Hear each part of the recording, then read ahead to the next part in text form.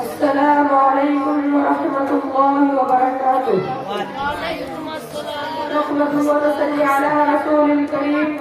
أما بعد، قال الله تعالى في الكلام المجيد الفرقان الحميد: أعوذ بالله من الشيطان الرجيم، بسم الله الرحمن الرحيم.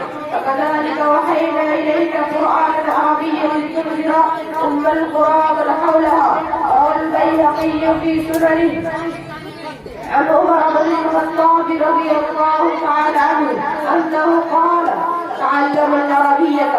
رئيس هذه الحفلة الموقر وأساتذتنا الأجلة وضيوفنا الكرام وزملاء البررة، إني أريد أن أعمل لكم خطبة وجيزة في هذه المناسبة الساعة الميمونة حول الموضوع.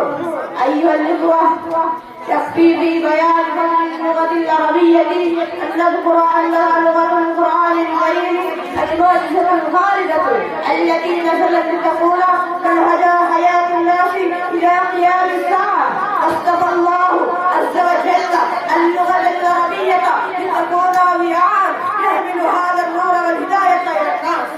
وذكر بذلك في نحو عشرة مواضع في القرآن الكريم، منها قال عز وجل: ولقد ضربنا للناس في هذا القرآن من كل مثل لعلهم يتذكرون قرآنا عربيا غير ذي عوج لعلهم يتقون. وقال شيخ الإسلام ابن تيمية رحمه الله: اللسان العربي شعار الإسلام أهله.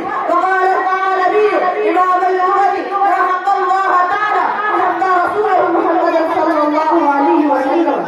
ولحق رسول العربية حق العرب، ولحق العرب حق العربية التي بها نزل أفضل الكتب على أفضل العجم والعرب.